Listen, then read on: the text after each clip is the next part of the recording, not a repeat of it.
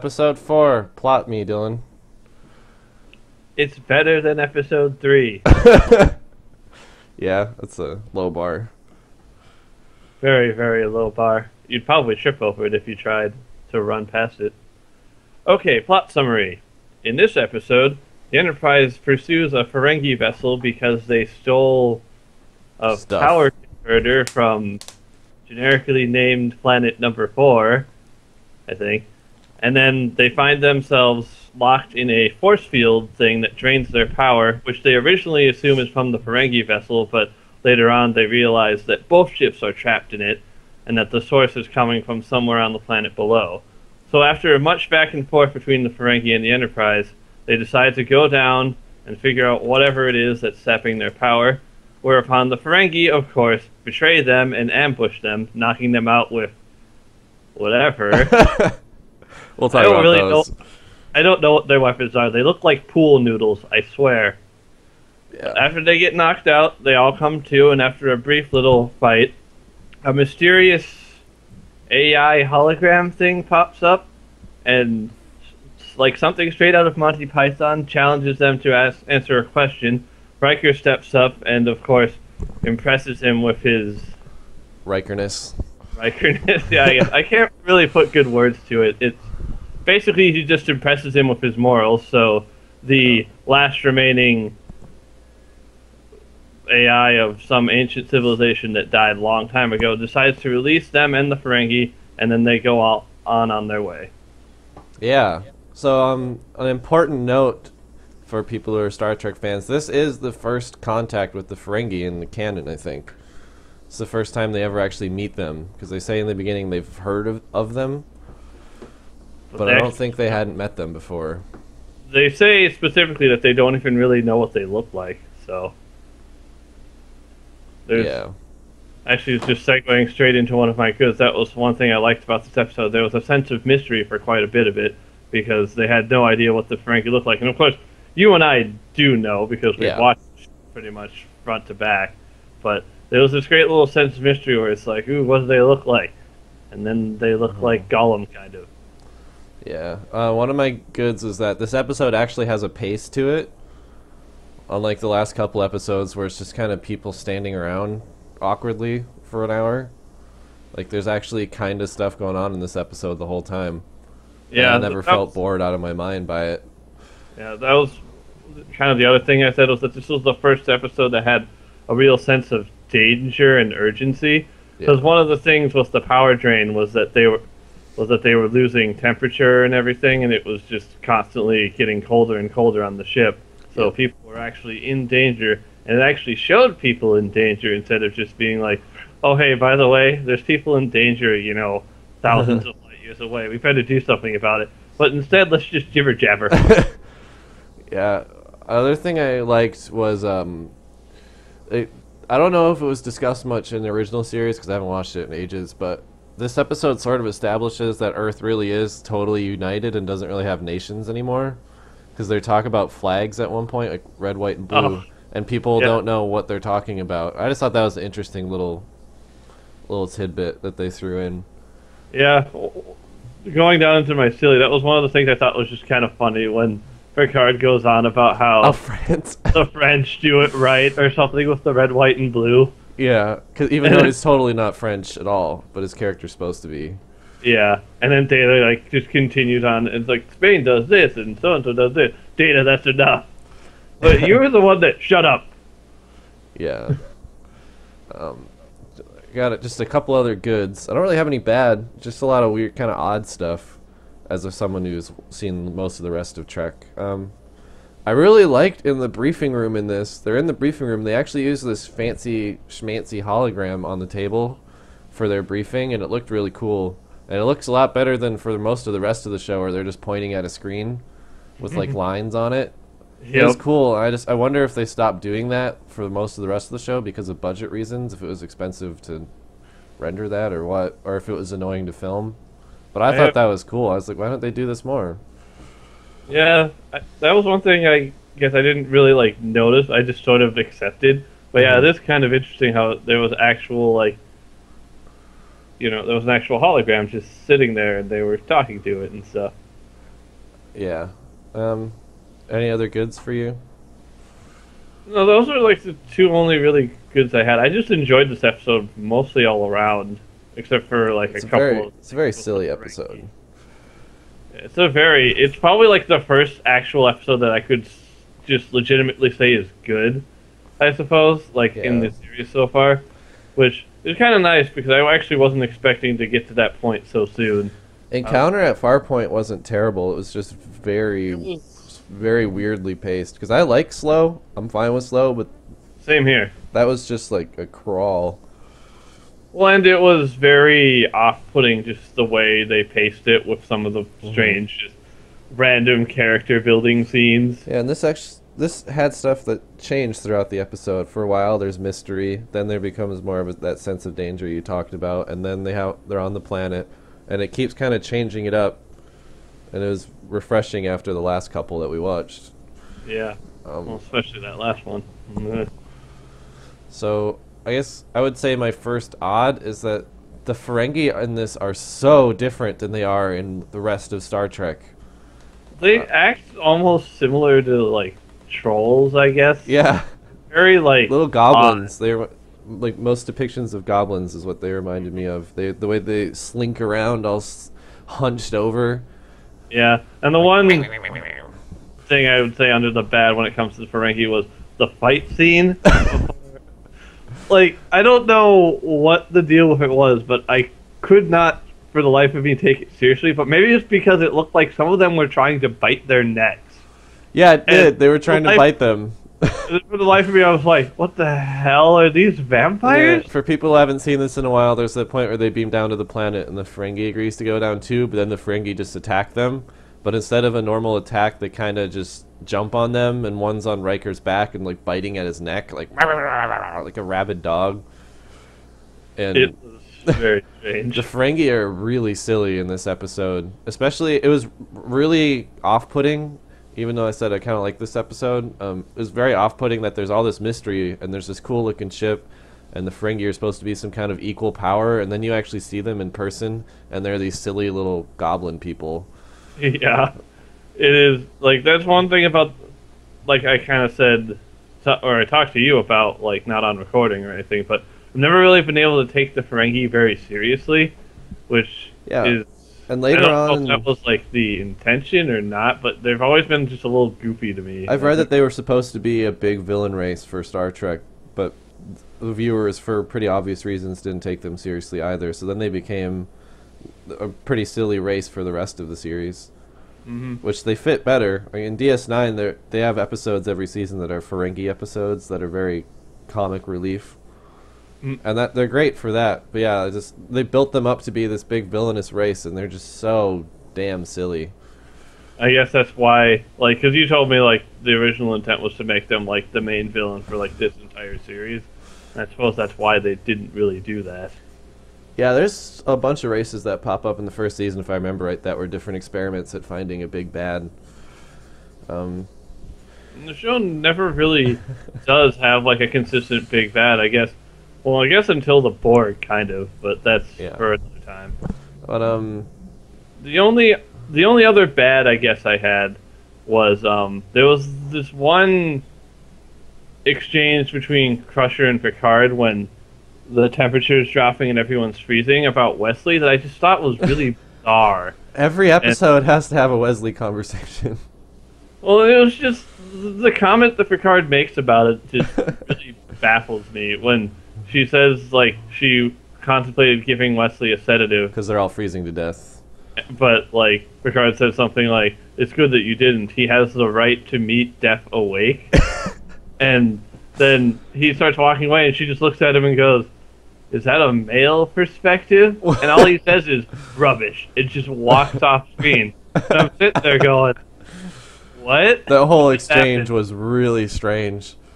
Even by these early episode standards, it made... Picard is all over the place in these episodes.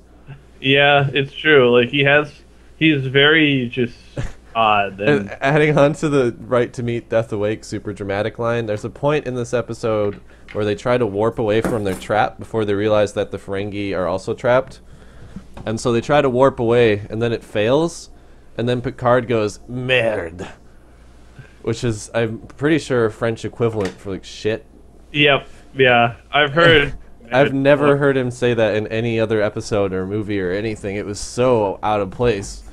Well, I mean, I get that it's trying to sell the fact that, he's supposed to be French, but it is just, like, completely out of place that he's just said these swears in French. Like, oh. Because he's never used French before. Yeah, I almost put that down as something, but I was like, I don't know if it's really big enough to talk about, but I'm kind of glad you mentioned it, because that was something I noticed, too. Like, this is just weird. Yeah, I think they gave up on establishing him as French later. I know after he meets the Borg, he does go to, like, his home in France, but it doesn't hammer it home as much, because, he has an English accent, or, there's a lot of accents in the UK, so I don't pretend to know which one it is, but it's not a French accent.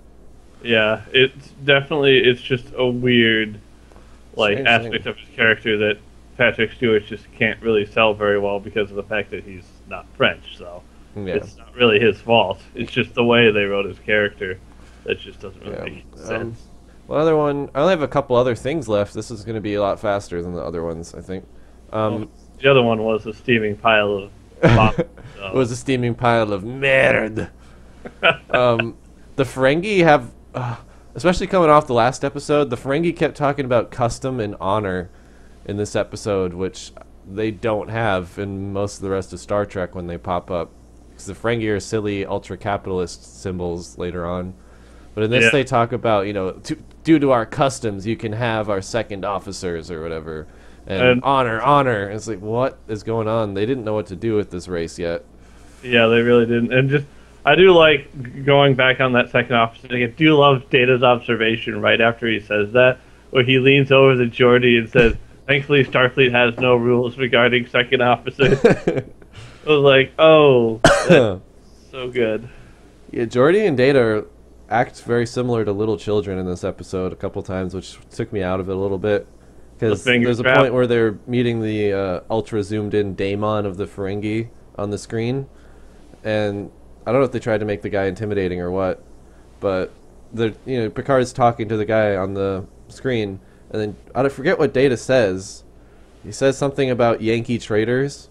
Yeah, because they were talking about that earlier. And then the guy goes, "What are you talking about?" And then Geordi goes, "He heard that." It's like I was watching a sitcom in a classroom or something all of a sudden.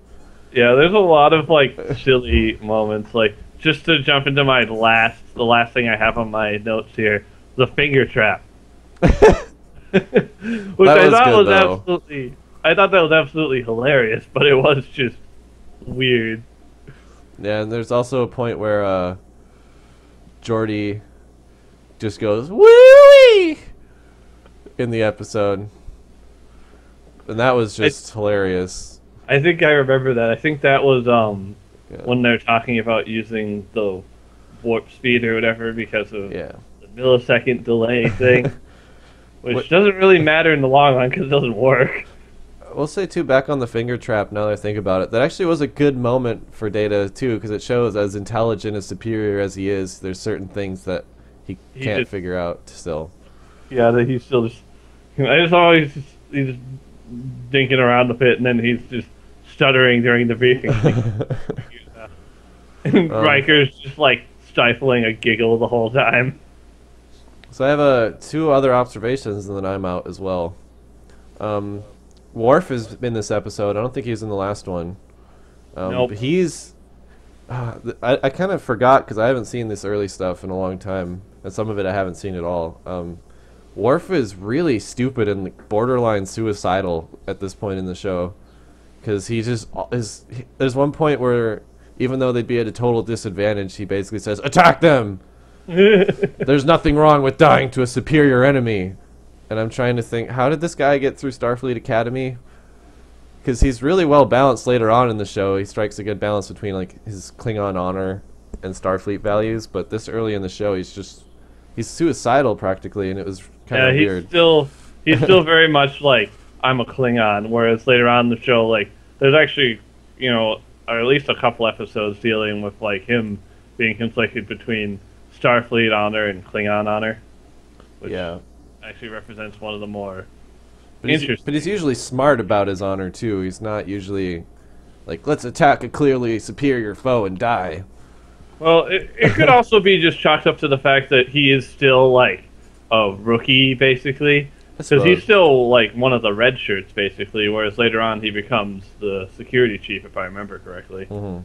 So it could just be chalked up to a lack of experience on his part, but it is much more powerful that the writers just didn't know what to do with him yet, because he's like hasn't done much at all in any of the episodes so far besides just be like, attack.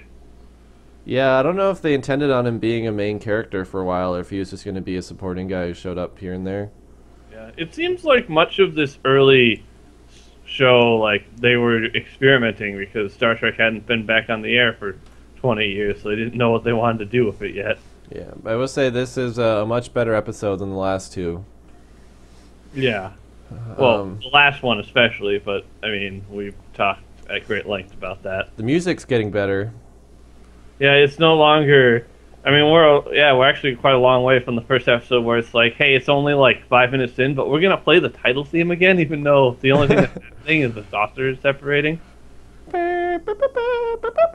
Yeah. Exactly. But in the last couple episodes, there was a lot of moments where nothing was happening, and it was just... And in this, it's more fitting. It's still a little weird a couple times, but it is an 80s show still, at this point. But it's more forgivable. Mm-hmm. That's the thing I've noticed with a lot of, like, the 80s shows that I've seen, is that the music is often very cheesy. But it's still somewhat fitting. It wasn't straight up, like, just insane, like the last episode we watched, Code of Honor, where nothing happens in that episode, and it's just... Brrr! I am impressed with your skills. Yeah, so I think that's all I got. It's not a bad episode. To me, this is kind of where Encounter at Farpoint was, where if you take it in the context of the time that it was made, it's a perfectly serviceable episode. The Ferengi are really silly after seeing them in the later incarnations. Yeah, they figured them out more, but that's also, it was the first time they showed up, so... Yeah.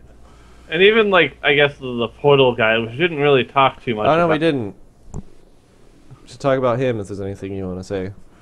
Well, like, he was a little, like, goofy. Like, at first glance, like, when he, like, pops up in his actual, like, physical form, I guess, instead of the cloud thing, like, the first thing that came straight to my mind was that scene from Monty Python and the Holy Grail. Like, the guy guarding the bridge. Yeah. And his riddles. Like, it just pops into my mind right away, and I guess it probably colored the rest of that whole bit. But I forgot, there's something kind of silly in that scene, too, because when he's testing Riker, he puts his little scythe next to Riker's shoulder, and he asks, how do you meet your fate? And Riker gives this quote about the only enemy is fear itself. And then the Guardian guy, Portal was his name, you said? Yep. Yeah, Portal, and he's just like, ah, ha, ha, and he puts his hand on Riker's shoulder, and then happy music plays, and they walk away and have talks about the Chinese philosopher, I can't remember the name. And they're all of a sudden just best friends. It's one of the most sudden shifts I've ever seen. It is very odd. Like, I guess I should have wrote that down, but... I will kill you, barbarians! Let's go for a walk. Yeah, it was very strange. Yeah. But I don't think they ever discussed this fallen empire that the planet takes place on again, either. No, well, it kind of makes sense, because one of the key points they point out about them was that, supernova kind of wiped all of them out, and this is like... Well, I guess that would be why this episode's called The Last Outpost, because it was the furthest one, and it was the only one that could survive the supernova. Yeah, I really enjoy when Trek discusses stuff like fallen empires and all that kind of stuff. I don't know if you remember the Iconians and things like that. I enjoyed that aspect, so it was cool to see some of that. Just the way that the guy was done was very 80s. Yeah, it was like weird, just, frizzy white hair and the silly robe thing. It was just a little hard to take him seriously. Yeah. So, I think that's all I got. Yeah, that's pretty much all I have to say with this one.